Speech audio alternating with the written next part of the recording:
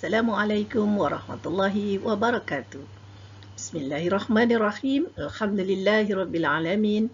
Wassalatu wassalamu ala asyrafil anbiya'i wal mursalin wa ala alihi wa sahbihi ajma'in. Qala rabbi shrah li sadri wa yassir li amri wa hlul 'uqdatam min lisani yafqahu qawli. Subhanaka la 'ilma lana illa ma 'allamtana innaka antal alimul hakim. Wala hawla wala quwwata illa billahil aliyil azim.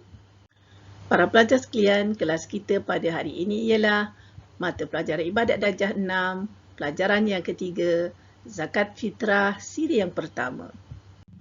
Zakat fitrah ialah zakat diri yang difardukan ke atas setiap individu lelaki dan perempuan yang beragama Islam dengan syarat-syarat yang telah ditetapkan. Terdapat 6 syarat wajib mengeluarkan zakat fitrah. Yang pertama, wajib zakat fitrah dikeluarkan oleh orang Islam. Zakat fitrah tidak wajib ke atas orang kafir. Yang kedua, syarat wajib yang kedua ialah orang yang mengeluarkan zakat fitrah tersebut hendaklah merdeka. Zakat fitrah tidak wajib bagi orang yang hamba. Syarat yang ketiga, mempunyai lebihan nafkah untuk dirinya dan ahli keluarganya pada malam hari raya dan pada siangnya.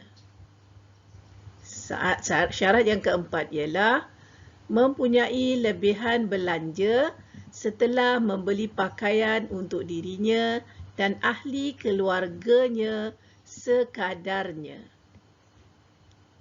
Syarat yang kelima, mempunyai lebihan daripada menyediakan perbelanjaan rumah kediamannya.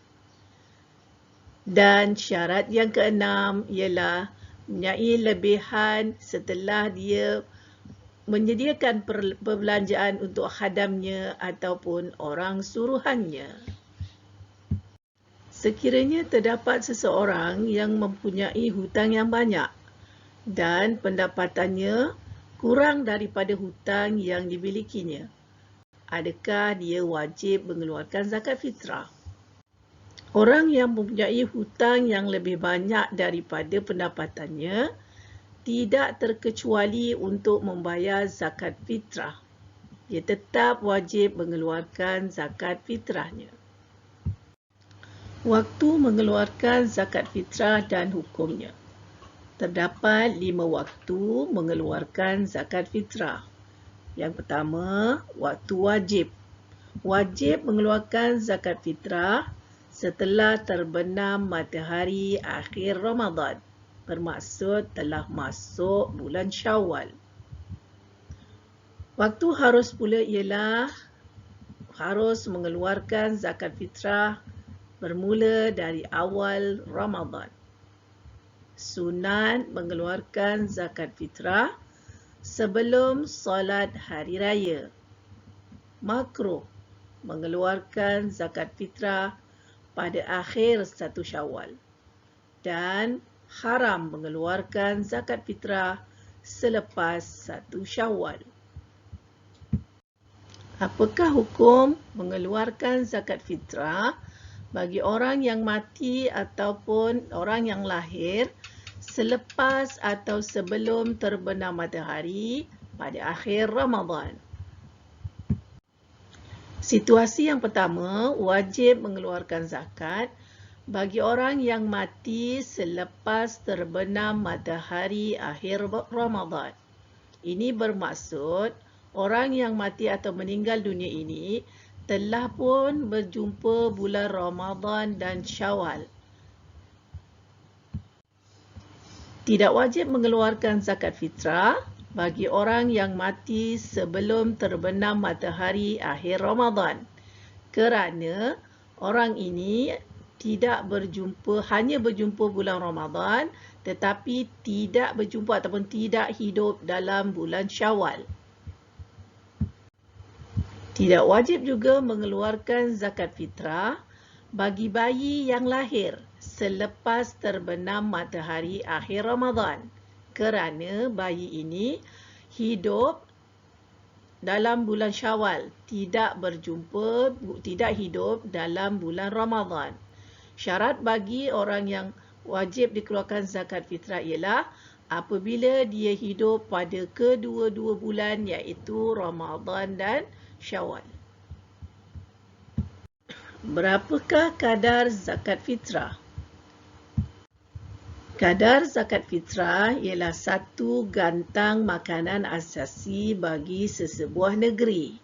Contohnya, jika sesebuah negeri itu makanan asasinya adalah gandum, maka wajiblah ia mengeluarkan zakat fitrahnya 1 gantang gandum.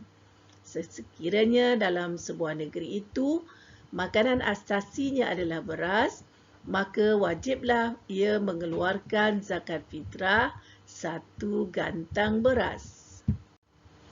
Atau apa-apa saja makanan yang mengenyangkan ataupun yang menjadi makanan asasi bagi sesebuah negeri tersebut. Dan makanan tersebut mestilah dalam keadaan baik, tiada hampa dan tiada aib ataupun tidak dimakan oleh ulat atau bubuk. Sering menjadi pertanyaan, berapakah sebenarnya timbangan gantang? JAKIM melalui keputusan Jawatankuasa Fatwa Kebangsaan yang dikeluarkan pada 11 Mac tahun 2002 telah mencadangkan kepada negeri di Malaysia 1 gantang Baghdad bersamaan dengan 2.7 kilogram. Dan di sini saya sertakan gambar ataupun contoh sukatan yang biasa digunakan oleh masyarakat Arab zaman dahulu. Iaitu yang pertama, yang lebih kecil ialah dengan menggunakan sukatan ling. Lebih besar daripada ling ialah cupak dan seterusnya ialah gantang. 1 ling bersamaan dengan 2 pot dan 2 ling bersamaan dengan 1 cupak. 4 cupak bersamaan dengan 1 gantang. Bagaimanakah keadaan zakat bagi sesebuah negeri yang terdapat banyak makanan mengenyangkan? Jika terdapat banyak jenis makanan asasi ataupun makanan mengenyangkan dalam sesebuah negeri, maka bolehlah buat pilihan mengikut kehendak. Yang kedua, jika tidak terdapat sebarang makanan mengenyangkan dalam sesebuah negeri, maka kadar fitrahnya hendaklah mengikut jenis makanan negeri berhampiran dengannya. Boleh atau tidak menggantikan makanan lain untuk mengeluarkan zakat fitrah. Contohnya menggantikan gandum dengan jagung, menggantikan padi dengan keju atau sebagainya. Dibenarkan mengeluarkan zakat fitrah, menggantikan dengan makanan yang lain, dengan syarat makanan yang digantikan itu hendaklah lebih mengenyangkan atau lebih tinggi kedudukannya, seperti menggantikan beras dengan gandum, kerana kedudukan gandum lebih mengenyangkan daripada beras. Dan tidak boleh menggantikan beras dengan keju, kerana kedudukan keju lebih rendah daripada beras. Bagaimana pula keadaan jika sedikit makanan yang hendak dikeluarkan fitrah? Boleh atau tidak mencampurkan makanan untuk mencukupkan nisab, mencukupkan timbangan? Tidak boleh mencampurkan 2 jenis makanan untuk mencukupkan 1 gantang. Contohnya mencampurkan gandum dengan beras, mencampurkan beras dengan jagung atau sebagainya untuk mencukupkan 1 gantang. Tetapi dibenarkan mencampurkan makanan yang sama nauk. Contoh ataupun yang sama jenis. Contohnya mencampurkan 2 jenis beras untuk mencukupkan 1 gantang. Dan di sini pula adalah kedudukan turutan makanan yang boleh dijadikan fitrah.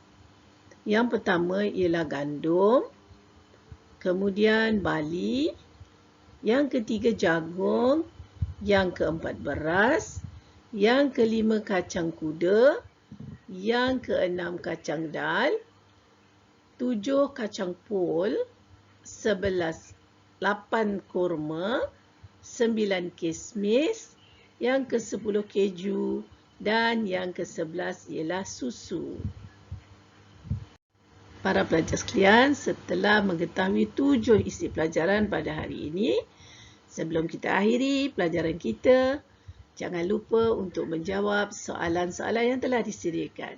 Soalan yang pertama ialah, tuliskan 3 syarat wajib mengeluarkan zakat fitrah. Di awal pelajaran tadi, kita melihat ada 6 isi pelajaran, ada 6 syarat wajib mengeluarkan zakat fitrah, tetapi para pelajar hanya perlu menuliskan 3 sahaja daripada syarat wajib tersebut. Soalan seterusnya, senaraikan 5 jenis makanan yang boleh dijadikan zakat fitrah. Ini juga kita dah belajar awal tadi, ada 11 jenis makanan yang boleh dijadikan zakat fitrah. Sila tulis 5 sahaja daripadanya. Soalan seterusnya ialah isi tempat kosong dengan jawapan yang sesuai. Soalan 1, waktu sunat mengeluarkan zakat fitrah.